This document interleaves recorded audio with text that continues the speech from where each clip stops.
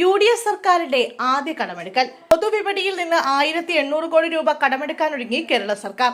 December വരെ 23,000 കോടി കടമെടുക്കാൻ കേന്ദ്രം അനുവദിച്ചിട്ടുണ്ട്. വി.ഡി. സതീശൻ മുഖ്യമന്ത്രിയായ യു.ഡി.എഫ് സർക്കാരിന്റെ ആദ്യ കടമെടുക്കലാണിത്. ഈ മാസം 12-ന് 2800 കോടി എടുത്തിരുന്നു. ജീവനക്കാരുടെ ശമ്പളത്തിനും പെൻഷനും പുറമെ ഈ മാസം ക്ഷേമ പെൻഷനും സർക്കാർ പ്രഖ്യാപിച്ച പുതിയ ആനുകൂല്യങ്ങളും വിതരണം ചെയ്യേണ്ടതുണ്ട്. ഇതുകൂടി കണക്കിലെടുത്താണ് കടമെടുക്കുന്നത്. റിസർവ് ബാങ്ക് വഴി ഇറക്കുന്ന കടപ്പത്രങ്ങളുടെ ലേലം 26-ന് നടക്കും.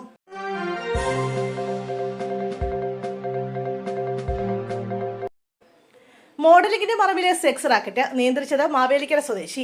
മോഡലിംഗിന്റെ മറവിൽ മനുഷ്യക്കടത്തും സെക്സ് റാക്കറ്റ് നടത്തിയ കേസിൽ അറസ്റ്റിലായ മാവേലിക്കര സ്വദേശി ബിലാലിനെതിരെ കൂടുതൽ കണ്ടെത്തലുകൾ. യുവതികളെ കണ്ടെത്തി ദുബായിലെത്തിച്ച റാക്കറ്റിനെ നിയന്ത്രിച്ചത് ബിലാലാണെന്നാണ് കണ്ടെത്തൽ. ദുബായിൽ ജോലി ചെയ്യവെയാണ് കേസിൽ മറ്റൊരു പ്രതിയായ സിന്ധുവിനെ പരിചയപ്പെട്ടതെന്നും സെക്സ് റാക്കറ്റിന്റെ പ്രവർത്തനം സജീവമായതോടെ ജോലി ഉപേക്ഷിച്ച ബിലാൽ കേരളത്തിലേക്ക് മടങ്ങിയായിരുന്നുവെന്നുമാണ് വിവരം.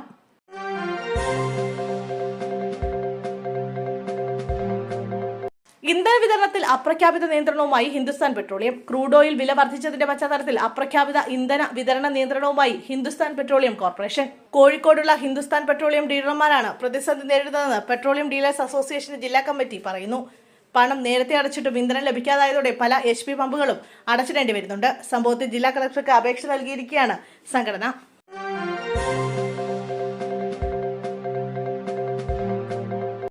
ബിനീഷ് കോടിയേരിയോട് CPM അവഗണന. 4 വർഷമായി അംഗത്വം പുതുക്കി നൽകിയില്ല.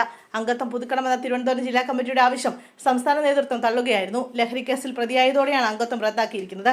2001 മുതൽ തിരുവനന്തപുരം ജില്ലാ കമ്മിറ്റിക്ക് കീഴിലെ ബ്രാഞ്ചിൽ CPM അംഗമാണ് ബിനീഷ് കോടിയേരി. മുമ്പ് SFIയിൽ പ്രവർത്തിക്കുന്ന ഘട്ടത്തിലാണ് ബിനീഷ് പാർട്ടി മെമ്പർഷിപ്പ് നേടുന്നത്. എന്നാൽ 2022 ലഹരി കേസുമായി ബന്ധപ്പെട്ട് ബിനീഷ് അറസ്റ്റിലായതോടെയാണ് അസാധാരണ നടപടിയിലൂടെ പാർട്ടി മെമ്പർഷിപ്പ് മരവിപ്പിച്ചത്. സാധാരണഗതിയിൽ ഒരു കേസിൽ പ്രതിയാകുമ്പോൾ മെമ്പർഷിപ്പ് പൂർണ്ണമായി റദ്ദാക്കുന്ന രീതി CPMൽ ഉണ്ടാകാറില്ലെന്നും ലഹരി കേസായതിനാലാണ് മെമ്പർഷിപ്പ് മരവിപ്പിച്ചതെന്നാണ് പാർട്ടി നൽകിയ വിശദീകരണം.